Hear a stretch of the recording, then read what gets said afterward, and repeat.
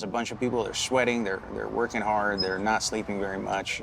That's really what drew me to it, is how difficult it was to do it right and how much work it takes to do it consistently.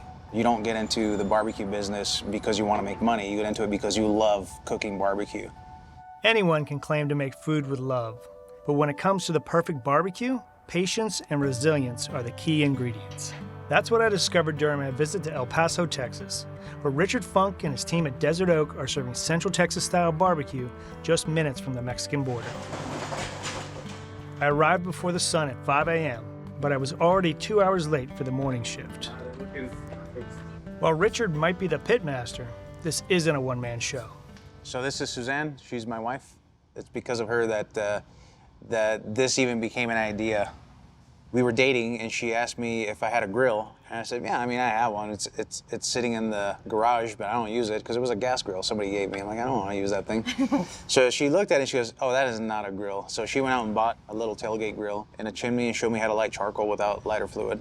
And from there, Richard never looked back. He wanted to stay up all day, all night, working on it. It was fun at first, and then he just got so obsessed with it, but passionate. And he just wanted to create this masterpiece from the beginning, and he tried over and over again. I tried. It wasn't very good at first. Eventually, that masterpiece was born in the most unlikely corner of the state with a name to match. I eventually started cooking with oak because that's what I like most of all the firewoods that I've used. We're in the desert. Out here, people typically use pecan because we have orchards, or mesquite because it grows here, and so that's what most people cook with. So we thought, why not desert oak? It's like it kind of ties us to the hill country because it's oak, but we're in the desert. Oh, so you do have other options for wood out here. Yeah. But you just choose the flavor of oak because that's what you like best. Because I'm stubborn and not a real businessman. I was just going to say, because he's stubborn. He loves oak, the way it burns, and just everything about it. But being stubborn can come at a price. Being in far west Texas, we have to get it trucked in, and it costs more money to do it that way. I learned that good beef ribs aren't easy on the budget either. Most places serve them once a week because they are not profitable. I love looking at them, but you're lucky to just break even when you sell all of them. They take a long time to cook, about 14 hours. Richard wraps the ribs in paper about halfway through cooking to keep them moist. So we want to lock them in. We don't want the brisket to turn to pot roast. And when they come off the smokers, the ribs are held in warmers overnight. In the morning, he checks the ribs, douses them with tallow, and rewraps them while they wait for hungry customers. Despite the tough economics, Richard's beef ribs sell. Desert Oak has become a barbecue destination. Today they have 2 locations, 3 1,000-gallon smokers, and over 60 employees. I worked in fine dining in Los Angeles for really? the past 8 years, yeah. And they're serving barbecue 7 days a week. After 2 days at Desert Oak, I really felt like part of the family. And what better way to treat family than with a giant beef rib? It's about the size of my forearm. Good Lord. One thing that really stands out, aside from immense size, is that black pepper. Really comes through, creates a very nice bark. It's got a definite presence, but it's also still very tender. I love this thing. Text my cardiologist, set up an appointment for me on Monday. I'm gonna pass out now. We'll get you right back to the video. Check out Cook's Country's newest book, The Complete Cook's Country TV Show Cookbook. Over 16 seasons and more than 600 recipes are condensed into this cookbook, jam-packed with every recipe we feature on the show, plus stories, tips, and reviews. Go on the road with Cook's Country and tour the U.S. through food. Get inspired by dishes from restaurants, regions, and chefs all over America. All in this one convenient cookbook. To order your copy of the Complete Cook's Country TV Show Cookbook, scan the QR code or visit cookscountry.com to continue your Cook's Country journey.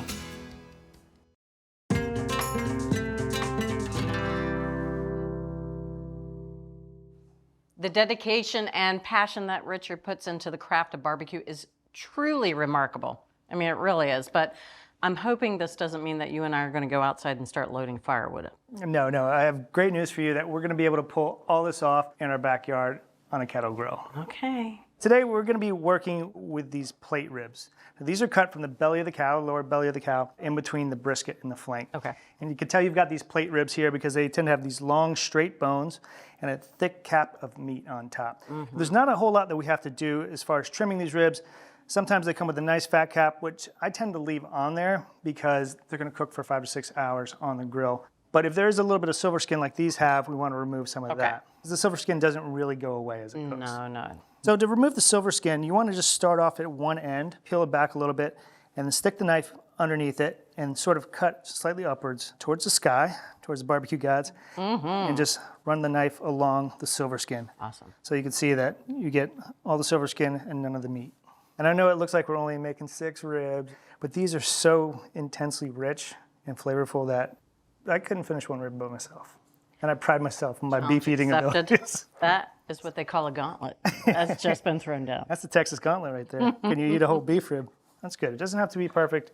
These are going to spend a long time on the grill. And now we're going to make our very fancy Central Texas barbecue rub here. So we have 3 tablespoons of kosher salt.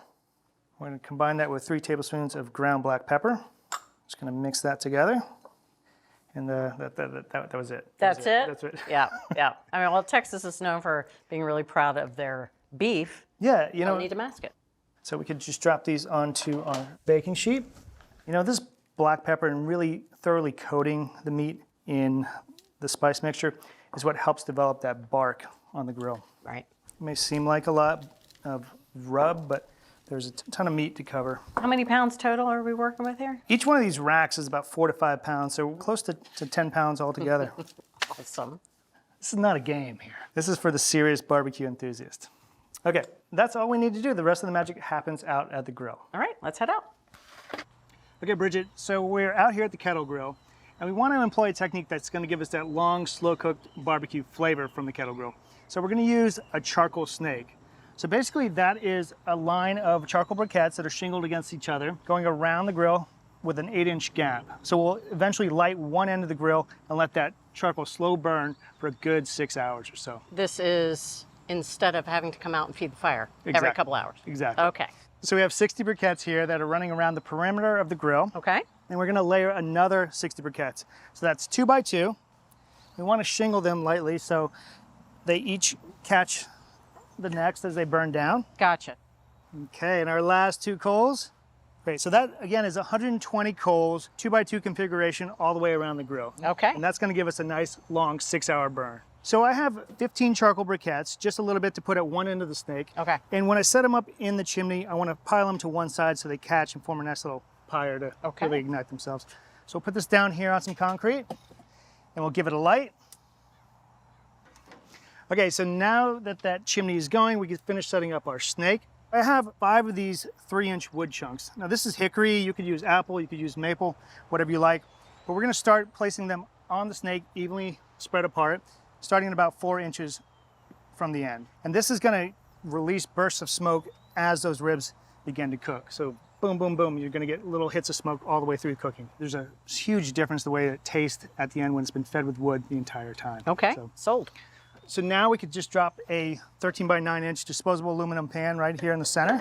Sometimes you gotta give it a little squeeze to make sure it fits in there nice and snug. It's gonna catch the fat drippings, and it's also gonna hold some water for us, which is gonna give us a moist cooking environment as the ribs roast away. Okay. We're gonna add 4 cups of water to that pan. All right, and so now we're just gonna finish waiting for our chimney to be fully lit. Our coals are ready to be put on one end of the snake there. All right. So we can start just dropping them nice and easy with a pair of tongs. This is a little bit more precise than just dumping the whole chimney in there. But we just want to start it on one end of the snake. Gotcha. So to get that slow burn all the way around. Okay, we can put our grill grate on, and we want to just go ahead and scrape the grill, get any schmutz off of it. And then we're going to oil the grill, a little bit of vegetable oil. And now we can put our ribs on the grill. So we want to put them so the bones run crosswise over the water pan. Okay, bone side down. Bone side down, fat side up, over the water pan and over the gap in the snake. Mind the gap. Mind the gap. All right. And then we can insert our probe into the thickest part of the meat. That way we don't have to constantly open and close the grill to check the temperature. Great. And that's one of the biggest keys to trying to replicate barbecue on a kettle grill like this, is you don't want to open it. You're going to trust in the thermometer, trust in the smoke. Because every time you open it, you're going to lower the heat. Exactly. Longer grill, lower the heat, not good. Not good. Okay, so we're going to cover our grill. We want to make sure our lid vents are fully open and they're also over top of the meat, because we want that smoke to billow out over across the meat and out the vents. Fantastic. Okay, so we want to let these ribs go for about 6 hours or until this thermoprobe tells us it's 210 degrees.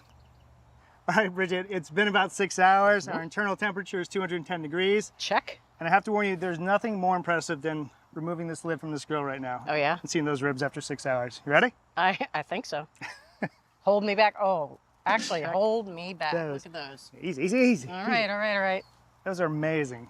I I don't even like, eat them. there's one for each of us. Brilliant.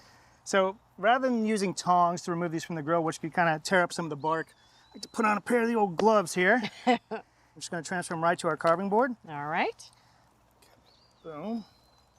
Got it. Okay, so before we can cut into our beautiful ribs here, we're going to let them rest, covered with the aluminum foil for about 30 minutes. Okay. Take a look at these ribs. They look gorgeous, don't they? They've been chilling for about a half hour and they're rested, and we're ready to cut into them. I've been chilling. They've rested. They were tired, so they needed it. All right, so we're going to lift this up. I'm just going to slowly, gently go in between the bones here. That bone's practically coming out. Yeah, Yeah, it's gorgeous. those look good. Those look Jurassic. Yeah, it's a little bit ridiculous. It's fantastic. Okay, so we have a knife and a fork, but I'd feel sort of silly using that. Same. Yes, my hands come with 2 forks. I think we should just Flintstone this and just pick it up and go for it. All right. Cheers. Cheers, clink.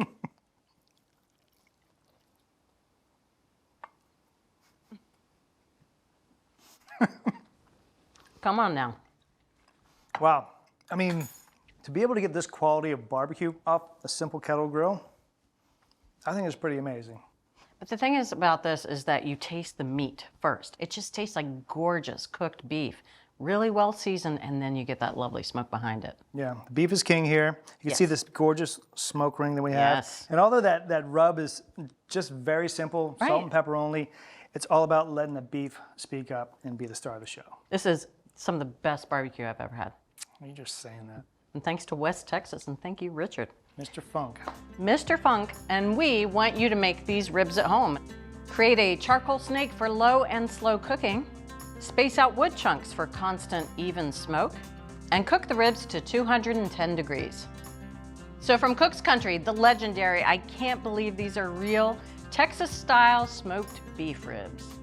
Well done. Thank you. Going back in. Hey, cheers. One Hey. more time. Clink, clink, clunk. We hope you enjoyed this video and tune in for more. Hit those like and subscribe buttons so you never miss a single one. And if you're ready to take your cooking to the next level, try our digital all-access membership where you can stream every season of Cook's Country anytime, anywhere, and always ad-free. Plus, you'll gain unlimited access to all of America's Test Kitchen fail-proof recipes, unbiased reviews, fresh episodes, exclusive offers, and more. Just scan the QR code or head over to cookscountry.com to sign up for a free trial. And while you're there, sign up for our free newsletter and download our app. And let's make something great together.